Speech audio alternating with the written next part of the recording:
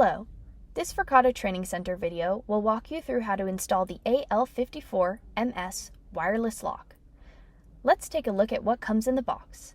In the first box, you'll see the key cylinder.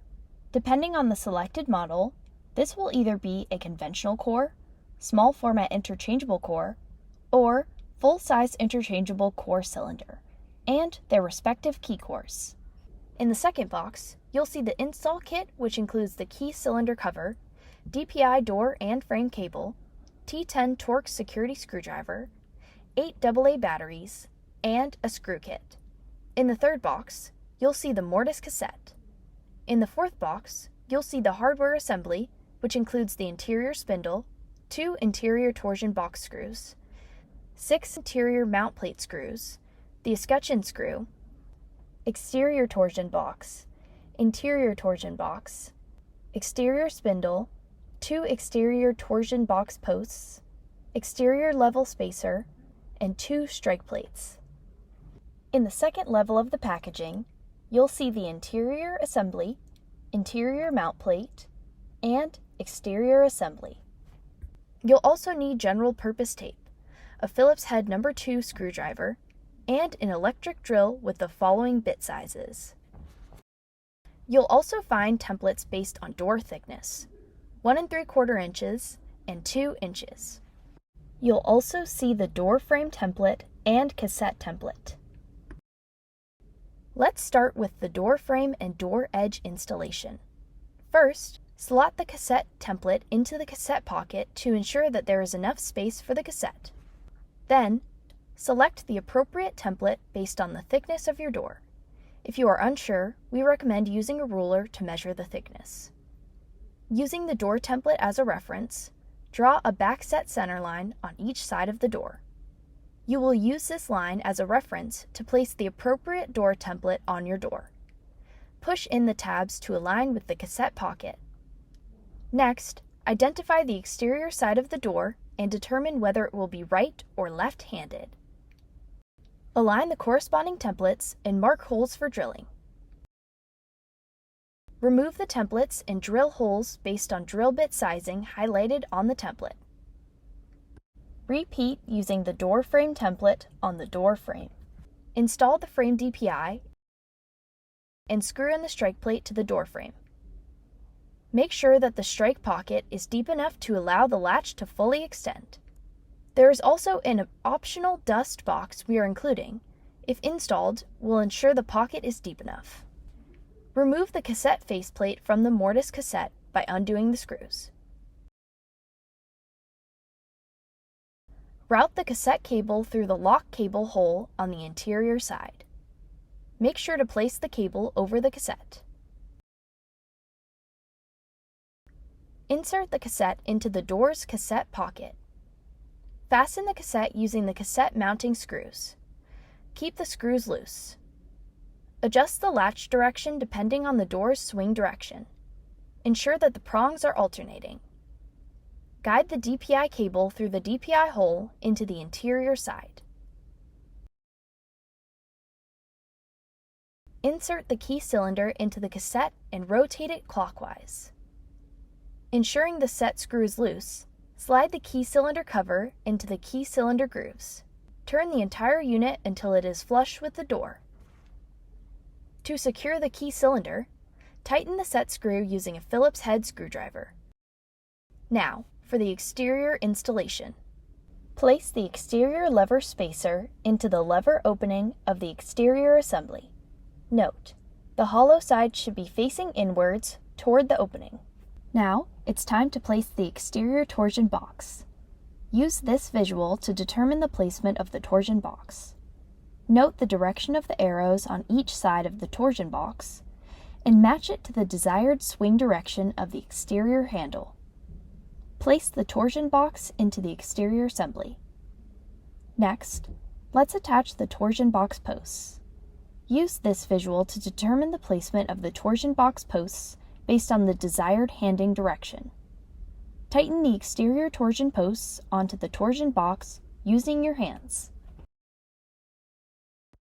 While holding the lever in the desired handing direction, Insert the long end of the exterior spindle into the torsion box opening. Ensure that the lever rotates downward. If not already attached, tighten the exterior assembly posts onto the exterior assembly. Note the sizes. There are 2 short and 4 long posts. The short posts will be attached at the top of the mount plate, and the long posts will be attached to the remaining holes. Route the cable and posts of the exterior assembly through to the interior side of the door. Press the assembly onto the door.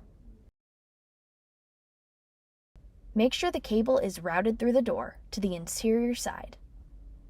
The exterior assembly should be flush against the door. Before proceeding, push down on the exterior handle to ensure that the exterior spindle is engaged to the cassette and can retract the latch. Now, for the interior installation. Separate the interior assembly from the interior mount plate. Loosen the captive screws on the top of the battery cover using the T10 Torx security screwdriver. Lift up and pull out the battery cover to remove it. Route the interior assembly's cables through the respective openings labeled on the interior mount plate.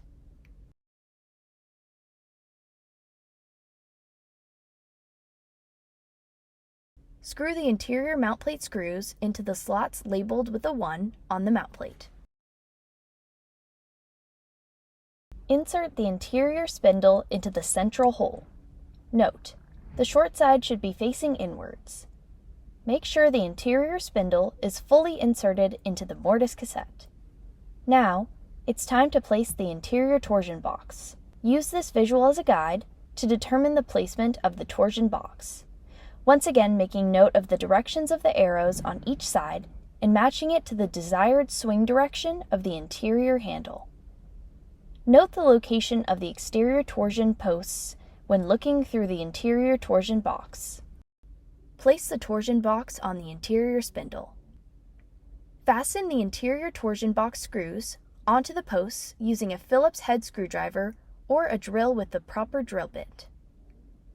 Turn the thumb turn of the interior assembly to the desired unlock state, horizontal or vertical. Plug the connectors to their respective ports on the rear of the interior assembly and press the cables into the grommets.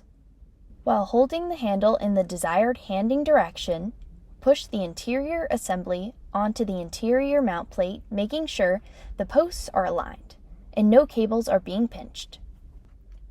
Use a Phillips head screwdriver or a drill with the proper drill bit to tighten the 4 captive screws on the interior assembly. We recommend tightening them evenly. Turn the thumb turn to the horizontal position, then insert and tighten the escutcheon screw to the interior assembly. If the deadbolt is extended, retract it by turning the thumb turn. Insert the L91 AA batteries. The device LEDs should begin to cycle.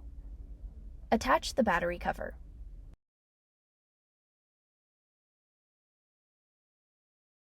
Tighten the 2 captive screws located on the top of the battery cover and bottom of the interior assembly with the T10 Torx security screwdriver. Tighten the cassette screws. Then, attach the cassette faceplate by screwing the faceplate screws onto the cassette using a Phillips head screwdriver or a drill with the proper drill bit. Check that the thumb turn engages the deadbolt and the handle engages the latch bolt. Congrats! You have now completed the installation. Now for the key core installation. If you are using a full-size interchangeable core, you can rotate the cap of the temporary key core to adjust the back opening orientation. This will engage with the key cylinder cam. Note the orientation of the cam in the key cylinder. Align the opening on the back of the FSIC temporary key core to the key cylinder cam and push it into the key cylinder. A subtle click will indicate that the temporary key core is installed. If you're using a small format interchangeable core, you can rotate the cap of the SFIC temporary key core to adjust the SFIC opening orientation. This will engage with the key cylinder pins. Note the orientation of the pins in the key cylinder. Align the opening on the back of the SFIC temporary key core to the key cylinder pins and push it into the key cylinder. A subtle click will indicate that the temporary key core is installed.